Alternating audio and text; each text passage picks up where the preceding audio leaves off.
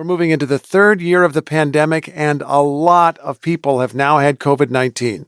In fact, scientists estimate the vast majority of Americans have been infected at some point. By the end of this month, it might be 80% of us at one time or another who have been infected. So here's a question. If most of us have been infected or vaccinated and infected, can we just return to normal now?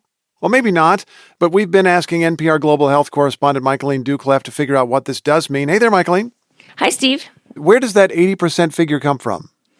It's hard to know exactly the percentage because many COVID cases go undetected. And as we'll learn, there can be reinfections. But roughly, researchers at Georgia Tech estimate that before Omicron, about 40% of Americans had been infected. And researchers at the University of Washington predict about 40% of Americans will catch Omicron. So 40% plus 40%, that's 80%. That's most of us. Does that mean that most people, whether they're vaccinated or not, have some protection from the disease? Yes, so they are protected in a particular way. So what scientists are beginning to realize is having a symptomatic infection typically triggers a strong immune response and gives good protection against severe disease in future surges. Leif Aboradad has been researching this topic for over a year. He's an epidemiologist at Weill Cornell Medicine, Qatar. And in a recent study, he measured a person's risk of getting hospitalized during their second infection compared to their first. Those who got reinfected had 90% lower chance of getting hospitalized than those who had a primary infection. And he says there's growing evidence that this protection lasts quite a long time, perhaps a few years. Wow, so you have a tiny fraction of the odds of going to the hospital with a serious illness if you catch it again.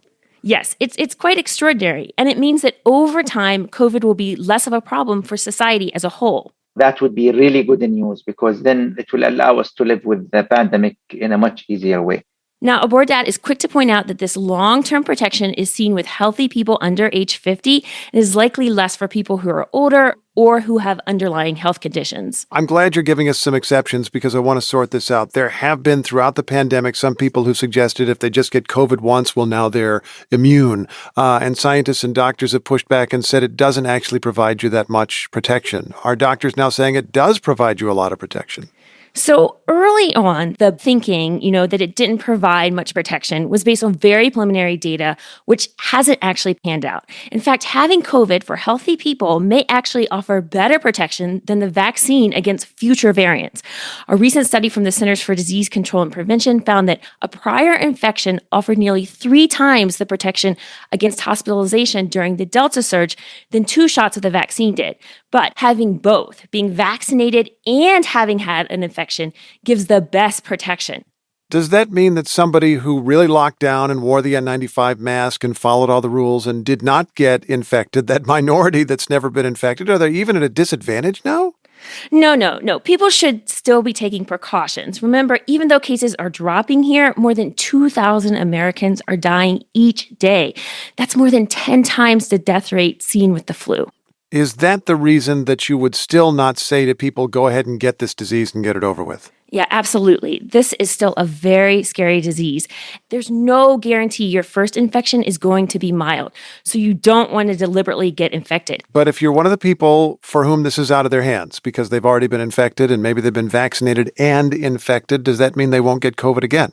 That was the hope, right? That once we're all vaccinated and had a bout of COVID, we wouldn't catch COVID again. But Jeffrey Townsend at Yale University says with this virus, that's not going to happen. Yes, reinfections are possible. In fact, they're pretty much inevitable. At least all the evidence that we have now says that's true. Some of that evidence comes from Townsend and his colleagues studying the other coronaviruses, which are related to SARS-CoV-2 but are different. These viruses cause the common cold. They all infect and reinfect on a several year time scale.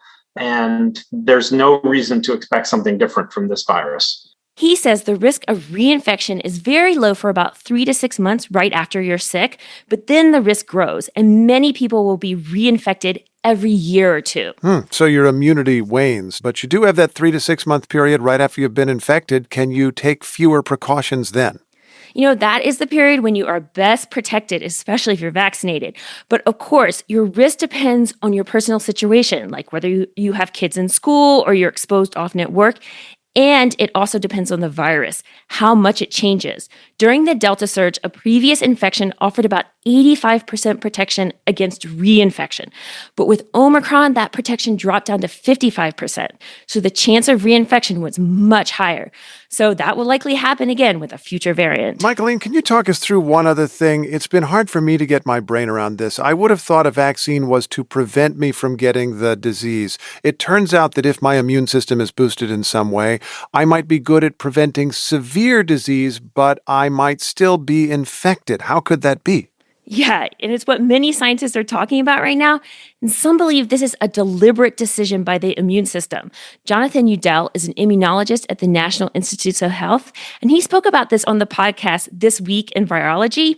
He says that your immune system has decided that with coronaviruses, it's not worth stopping the infection as long as it can stop serious illness. You might not think when you're in bed with 106 fever, and crying for your spouse to help you because you could barely move, that this is good enough. But as long as you recovered from that, then the immune system would say, mission accomplished. He says, the immune system is built to keep us alive, not stop every sickness or asymptomatic infection, or give us a negative PCR test.